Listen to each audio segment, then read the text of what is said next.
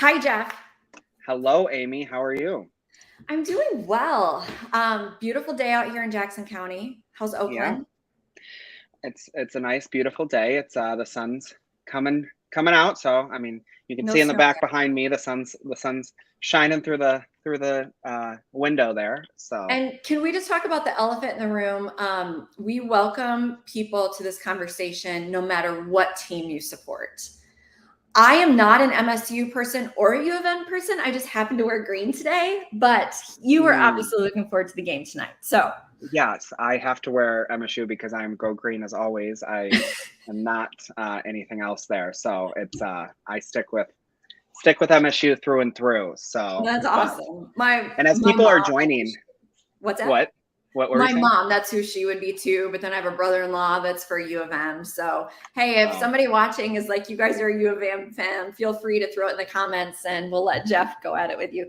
Welcome Oh, to everybody. Ron just said go blue. So I Welcome to that's your everybody for guys' our. game is tomorrow. Our game's today. But no, as people are joining, let us know if you guys are doing anything fun for Labor Day weekend and stuff. So Oh, yes. Labor Day weekend. So we're going to do our best to get through a ton of information in a really short window. We thought it would be awesome to do the topic of this time is to talk about candidate messaging. And also, we thought we'd give you the basic 101 of politics. For us, it's kind of second nature, but we thought maybe some of these terms would be helpful.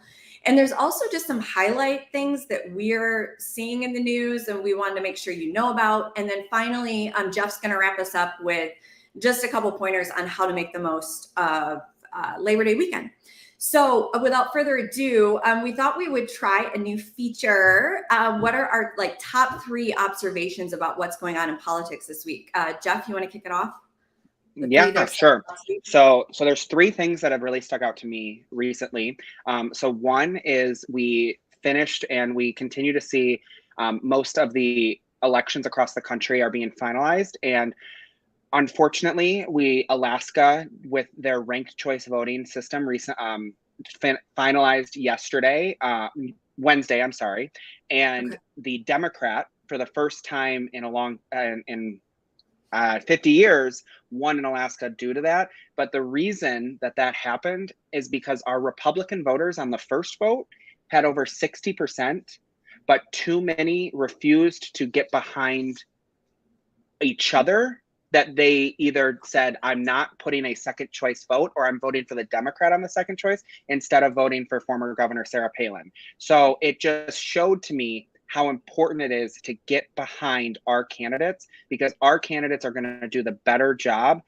Even if there's someone that only agrees with you 70% of the time, as Reagan always said, that is better than someone that maybe goes to the US House and votes for Nancy Pelosi to be speaker. So Will it's you so important that we summarize? get behind that. And will you summarize really quickly what ranked choice voting is? Yeah, so ranked choice voting, it's used in a few different states right now, including Maine, Not in Alaska. Michigan. Nope, not in Michigan. Alaska just implemented it this year. It's where when you go to the ballot for Alaska, they were given 4 candidates and they rank them by preference. And then they will go through the process where they'll eliminate the bottom person that got the least amount of votes until somebody gets above 50%.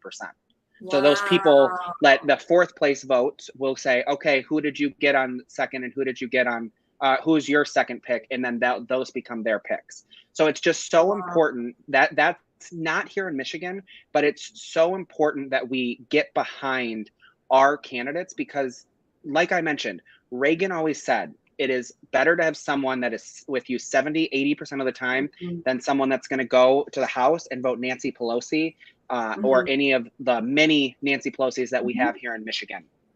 Yeah, So and I that and I think you bring up a good point too, where I think the conservatives at times, which this I like to say that a strength can either, or a tool can either be a strength or a weakness. It can be used for good or it can be used for bad. I think one of the elements of conservatives is that at times we're such purists that if you don't agree with me 100% of the time, I'm against you. I think purity is a beautiful thing, but the realm of politics is 1,000 times more complex than that. And I think you and I both would encourage, like, grassroots in Michigan, don't give up on your principles, But understand for this moment, we only have two options like in November. Like if you take the governor race, it's a Democrat or it's a Republican. You can vote for an independent or a Green Party, but your vote is not going to mean anything. So there are times when you have to understand, like you said, if Reagan says someone's going to be with me 70%, that's better than having a Gretchen Whitmer 1,000%. So anyways, your next news points.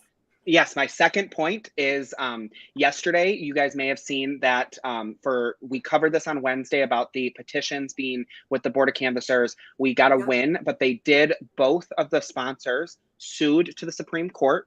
So that will now be heard next week. We don't, it has to be finalized by the end of next week. But what we need to do is we need to make sure that we're not waiting. Let's right now expect that the Supreme Court decides to go against the rule of law and puts the proposals on the ballot.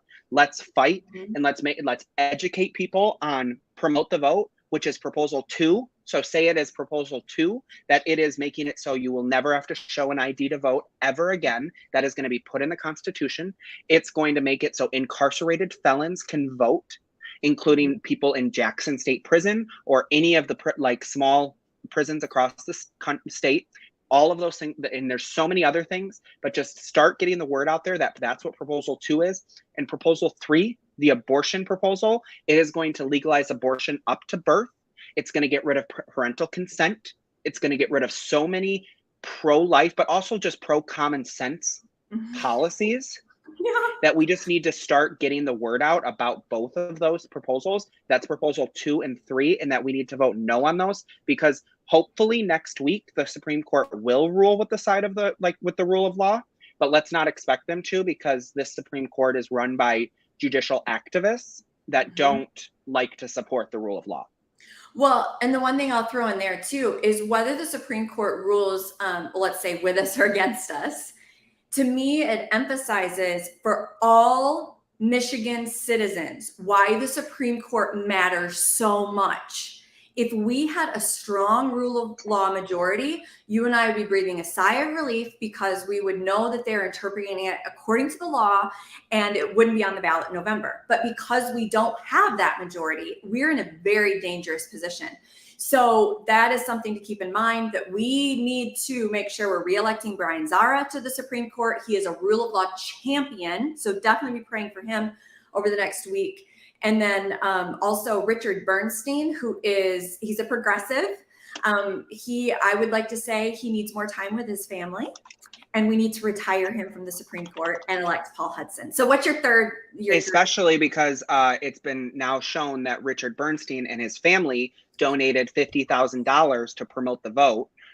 So there's just a clear conflict of interest there in the first place. But and then the third point that I think it's important that we bring up, that's not it would be the elephant in the room if we didn't, was the speech that we heard last night showed that our current president is declaring war on half of America, is the best way to put it, and is saying that we're against democracy. No, well, first things first, let's clear it up. The United States is not a democracy. We're a constitutional republic. Clear and simple. Anybody that tries to describe us as a democracy is wrong. Just clear. And it's important that no, just because you didn't vote one way doesn't mean we're like the enemy of the world. That's what came out of that. I don't know who designed his background, because it looks like a Darth Vader, like some type of that red light. I was like, this is a very bad communication side. It's like in that pic, and it just looked bad. So that's my 3 points. Somebody did ask, what is proposal 1? That we will cover that in another live. It has to do with term limits and financial disclosures is what they call it. There's both sides, like that one's there's people that are for it and people that are against it. I'm personally focusing on proposals 2 and 3, but I know a good campaign is also going to be just vote no across the board on everything, because here in Oakland County, we have a horrific transit millage as well, and you might have other local millages across the state that are bad. I know there's some that are good, but Yeah. Mhm. So Yep. No, it's good. My 3-pointers are just for people to be watching out for. One, congratulations to Tudor Dixon for getting the Michigan Farm Bureau AgriPack endorsement. I'm thankful. I'm sure they have varying viewpoints on stuff, and I'm thankful that they've rallied around her. So if you know someone with the Farm Bureau, make sure you thank them. This is a reminder that if you have, whether you have 50 extra dollars, or you have to make a sacrifice to make a $500 donation, or you know those people that can make a much larger donation, we need to be driving people to Tudor Dixon's campaign. There's a report that's come out that said, what'd you say, Jeff? It was, you gave me the specific number of the difference in amount. it's so Dixon yes. versus. So it was Governor Whitmer has $14 million cash on hand, and Tudor Dixon has under 600,000. So it's definitely a different scale there. That's why we need to be able to financially support. And there's some of our other smaller candidates are also definitely on the lesser side on the grassroots money and stuff. Yeah. So. And then the final thing I'll say is, everybody be paying attention to how the Democrats respond to the request for a debate. There's a headline out that says, Nessel won't debate white supremacist DePerno. Rumors of hesitance from Attorney General Dana Nessel to debate AG candidate Matt DePerno were confirmed today when she called him a white supremacist and said she would not debate him for ethical reasons. So the reason I bring that up is just an FYI. But definitely, you are a voter and you are a buyer, right? Like, this is the marketplace of ideas, and where we get to choose our leaders. And there is nothing wrong with you and your friends sending a request to Nessel to say, hey, if you want to be you are advocating to be our Attorney General again, we are asking for a debate. So that's, if you're looking for some way to kind of put a pebble in their shoe, that's one way to do it. So Jeff, let's go through really quick, just the basic 101s of politics. We'll start at the very basics. So someone decides to run for office. They're choosing an office, and it sounds simple, but just making sure everybody's fully aware. Someone chooses to run for office. They have to file paperwork. They have legal guidelines. They have to report and track and report back to, the powers that be. But they have to work for it. So if you know any candidate that is saying to you, I've got it in the bag, no, I'm not going to do doors, you need to have a major red flag, because you should be seeing your candidate working for it. What does that mean? Showing up to events, doing door to door, making phone calls. You should be seeing them, hearing them on radio. You should be seeing their social ads. You should be seeing them every time you turn around. If you don't, there's a couple problems. One, they need more volunteers. So if you live in an area that you're like, I don't see anything from Senate candidate X, you need to make a contact today with that campaign and say, what can I do to help? Because more than likely, they just need more volunteers to be out there. And then also, sometimes if you have a candidate, if some of you watching are like, well, we're normally vote Democrat, right? But my Democrat candidate isn't even showing up. You know what? You need to scrutinize that, because are they doing the job for you, the citizen? And you need to ask those hard questions. Any other thoughts on that topic, Jeff? No, I think that's really important. Also, the fundraising, you should be seeing them holding events that are fundraisers. One thing to note is, by state law, judicial candidates cannot ask for money directly. So if you go to an event that Brian Zara or Paul Hudson, here in Oakland County, we have a really, really contested Court of Appeals race with Michael Warren. That's in Oakland, Macomb, and Genesee. These candidates can't directly ask for money. They have to have other people ask for money, or you have to reach out yourself to be able to donate money, because by state law, judges that are running for office can't say, hey, will you give me money? Because then if you end up in their courtroom, it could be a conflict of interest. Yeah. So. Yep. Good insight. Let's just go very quickly through some other terminology people might send. First of all, everybody, you need to know this. Campaign signs do not win elections. So if you're saying, oh, I'm just going to go put up a campaign sign, my job's done, false. I would don't worry about the signs until the last week. I mean, you need to be out there hammering it with the candidates. But I'm going to pitch you a phrase, Jeff. We're going to test your knowledge. And if you will give us just a really quick answer. What is a victory center? So a victory center, a lot of county parties will open specific centers where people can then go in and get either signs for candidates, get walk lists. That's where a lot of people will meet up on Saturday mornings to get together and to be like, okay, let's go knock doors today. It's a center for the campaign for the final 2 months. Macomb County just opened up one. I know there's others that counties that are getting ready to open theirs as well. Okay. What is door to door?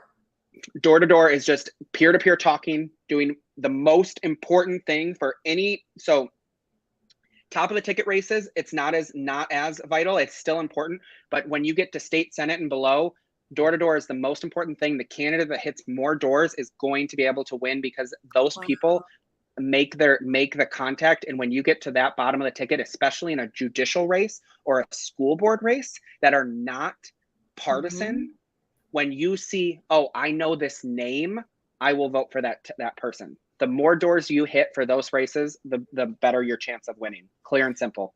And will you just explain too very quickly that if somebody says, okay, but how would I go about doing door to door? You would reach out to your candidate. They will walk you through. They'll give you a list. You can go do it with them. They have the campaign material. There'll be other volunteers. It's a fun way to get to know your community. And for those that are prayer warriors, you can, as you're walking, you can pray. Like, why not say hi to new neighbors that you didn't know were in your community? What about phone calls? Walk us through that.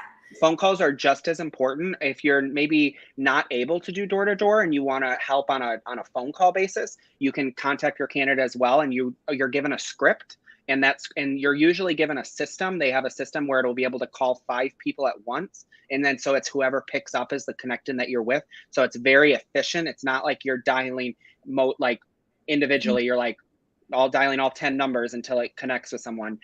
Phone calls can be efficient as well. And there will be phone banks at these victory centers. And it's just a chance for you to talk to, hi, my name is Amy. I'm calling on behalf of the Tim Golden campaign.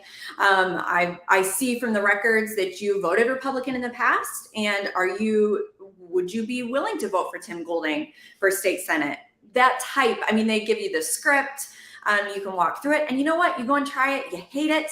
More than likely, you're going to find something at that campaign office that's going to be the right fit for you. Will you explain what chasing AVs means? So AVs, or absentee ballots, a lot of people will get confused on that terminology. So every clerk in the state of Michigan has to compile a list of who has requested those absentee ballots. That is public knowledge. As a candidate, every candidate should reach out to every clerk in their jurisdiction, especially state house, judicial, school board races, all that stuff, and say, can I get on your daily AV list? Every day, those clerks send out a list that says, these are the people that today requested an absentee ballot. So then you get that list, and candidates that are well run will send out mailers to those exact people. So then the day that their AV ballot hits will be the same day that that piece of mail hits. So then they'll see that piece of mail and they'll vote, and it'll go, and that keeps track, and it's an everyday thing. It's like you'll get like a list of 50 new names that have requested absentee ballots. Here's your 50 list. So now we just need, maybe a volunteer can offer to be like, I'll be the one that stickers the pieces of mail to go out that day, to go out every day, and to do all that stuff. That's such an important thing that lower candidates would be so valuable for, is if you are, because then they don't have to pay a mail house to do it. They don't have to pay someone to sticker the things, when you just be given a stack of the mail and some labels, and they'll email you the thing, it prints off, and it's just sticker the names. Yeah, see, I love that. That's where I feel like sometimes we're like, oh, you can only do door to door or phone calls, and I hate doing those things. Oh my goodness, there's so many other things. Like if you have, like in our area, if you're in Jackson County and like you want to go help a congressman, right? Tim Walberg run for re-election. I guarantee you that if you were to reach out to that campaign and say, hey, I'm going to bring a home cooked meal in for all your volunteers, or you can give different ideas, and that could be the perfect fit for exactly what they need. So last question to you. Will you explain what a political action committee, or PAC, is? Yeah, so a PAC is any organization that that's willing, depending on if it's a state or a national PAC, there are different laws impacting who can do what with those PACs, but they are able to take in more money from individual donors than an individual candidate can. They cannot communicate with the candidate though. So if a PAC is maybe supporting Tudor Dixon, That PAC and Tudor Dixon's campaign cannot coordinate, cannot communicate. It's against the law, but they're able to send out things. That's one of the things, if you've maybe seen the one TV commercial that is in support of Tudor right now, that is run by Michigan Families United, which is a PAC that supports her. So that's the best way to describe a PAC. No, that's helpful. So if you guys have other terminology that you come across, throw it in the comments, let us know. Please, as you go through this, definitely share this, tag a friend. As you can tell, like even as Jeff is talking, I'm learning more things. So we're all in this together. One of the topics, for anybody that knows me even a little bit, you know, I'm obsessed with communication, and messaging is just fascinating to me. I asked Jeff to listen to this podcast today, and I'll try to throw a link to it in the comments, but I just thought it'd be interesting just for he and I to chat about it very quickly. So Newt Gingrich, who most of you are going to recognize his name, former Speaker of the House, the U.S. House, and he's still a commentator, right? Like in, you know, the conservative news circles. I'm listening to his podcast, bought like his latest book that addresses like government, socialism. He seems to be, he was very successful, like 40 years ago, with taking back the U.S. House for the Republicans majority. For the first time in 50 plus years. Yeah. So he is stepping forward with really some unique like strategies and messaging. Some of the things that, and I will put the link to the podcast in the comments, but here's some tips for you guys as candidates and the candidates you're talking to. First of all, I would encourage you, and Jeff, feel free to disagree at any time. I would encourage your candidates to, number one, you have to pay attention to your audience. So if you get somebody in West Michigan that's saying, you need to be talking about X, Y, and Z, but you live over in Grosse Pointe and you know that that community does not care about X, Y, and Z, you need to be talking about A, B, and C. So there's a variance of what our messaging should be based on who our audience is. One of the things right now that we have going for us, because of how bad things are, is I think at times our expertise says we should only talk to Republicans and we should use messaging that is specifically for Republicans. But I would caution people on that to consider the following. And Newt Gingrich talks about this. We can be really basic right now about messaging. Life is not working. The policies aren't working, period. Like you could walk up to anybody, what Newt Gingrich is saying, he's like, candidates need to be at grocery stores and at gas stations talking to people. Why? Those are the people that are feeling the pain right now. Parents at school board meetings, like that is where, like, go where your people are. Now you still need to do your door to door, but show up. In other words, if you're going to go to an audience, you're only speaking to GOP groups. Well, you're speaking to an audience that's already going to support you. So why not go to some different focuses? But one of the things he's talking about is just saying it's not working. We know how to make it work, right? Because of history, because of Reagan. He's saying, don't get distracted. Like, don't let the opposition pull you aside, get you distracted. He does not use this phrase, but Jeff, maybe you'll expound on this. The concept is the same, is basically talk about kitchen table issues. Everybody's probably heard that phrase. Do you want to explain it quick? No, it's just, I mean, it's talk about the eggs you're buying, the milk you're buying, the gas. I mean, the things that are impacting everybody. Not everybody is as detailed and as into the world as we are. And right now, every day, more and more people are now going to tune in to what this campaign is. So every day there's going to be more people paying attention, especially after Labor Day. That's when it all skyrockets and everything becomes the big thing. And that's when we need to work and start talking to the people that maybe only vote every 4 years or only vote on a presidential elections, and like people that maybe were like, we need you to vote this time because this is important. This is like, you've seen, I mean, the price of gas, whether it's gone down a 30 cents, 40 cents in the last month or whatever, it's still up a couple dollars from when President Trump left office. Yeah. So it's still clear and simple that your money right now is worth less than it was 2 years ago. Well, and I think hitting people, so even if you just think from set aside elections, you just think about like anytime you're going to strike a chord with an audience member is when you can hit something that impacts them. So, you know, if you are able to, if you're going door to door, right, for a candidate, and you could give them this long policy speech, they're going to be like, they're going to tune you out so fast. But if you can say, have you noticed how much more expensive eggs are right now? Boom. So many people are going to notice that at the grocery store. You could then pivot and say, it's hurting my own family's wallet right now, and that's why I'm supporting X candidate, because they feel the pain too. They see this, they know there's a solution.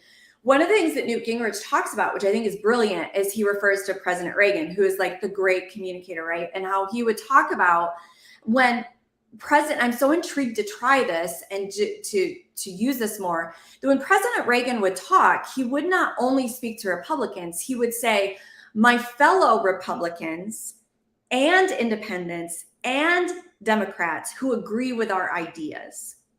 And one of the things Newt Gingrich was saying is that right now our Republican universe is a very broad tent. So like we really have done a good job of diversifying, if you want to use that term. But I think there's room. You take some people, and Jeff, I'm going to let you kind of close us out on this part with answering this idea.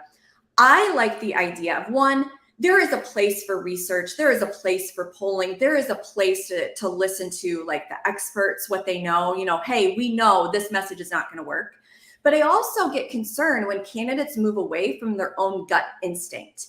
Because if you've chosen to run for office, many of you, it's because you are called and commissioned to do so. And it's because you have these conversations with people, you know what's hurting. And then when the experts step in, and sometimes they can throw you off. So my encouragement to you would be, as a candidate, is to keep your pulse on what your gut instinct is saying. And even if your gut instinct says, well, I know I shouldn't go talk to that neighborhood, but this is a unique hour, I really think I should go talk to that neighborhood. There sometimes is a place for that. Any wisdom, counter thoughts on that? It's so true. And it's just also really important for anything, even US House races, keep it local. Keep your ideas, figure out what's going on with your community. And like, that's what people want to hear about. Sometimes, I mean, yes, it's important to talk about some of the national issues, but also just keeping it within, because people vote, they see what's going on in their community. They see crime is up in their city. They see that their milk prices at their grocery store have went up. And how can you make a difference to make that better? And that we know that our time has been that it's been that we have the answers. President Trump had a phenomenal, inflation was down, the economy was great, jobs were everywhere. Now we're at the point where everybody the Democrats seem like we're just going to keep throwing money at it, and it just doesn't make sense. You're like, wait, that's how the world works, but it's just not. Sooner or later, it's all going to crash. One of the things that really stood out to me in the podcast that I heard is defeat the idea, not the person. We are in the fight for the soul of our country and for the future, for our children, for everything.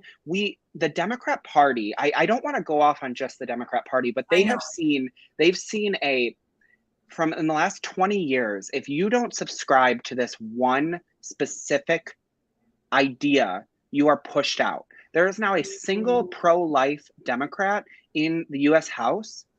He just won his reelection by the narrowest of margins in Texas. We might actually win that seat, which is great. But it's gotten to the point where they all have to believe in this big government push, that it's gotten to the point that it's this socialist Marxist idea that we really have to push back if we want our future of our kids. And it's not so much to talk about why we need to defeat Whitmer. It's also important to talk about what she's pushing, what their next steps are. This is just another step in their plan to move forward into what they want the country to look like. If they continue to win, they can take those steps. And it's just so important that we defeat the idea, not just the person. I love that. And it also ties into the purpose of this group, is that we have more in common than we do in differences. And it ties back to what your original point was as well, Jeff, is that we have to be people that see the big picture.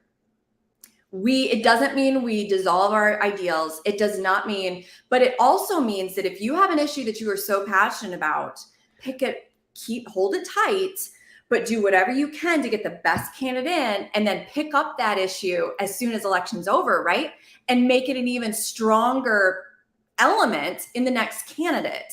But there is such a long and important process in all of this, and we've got to rally to give ourselves the best fighting chance.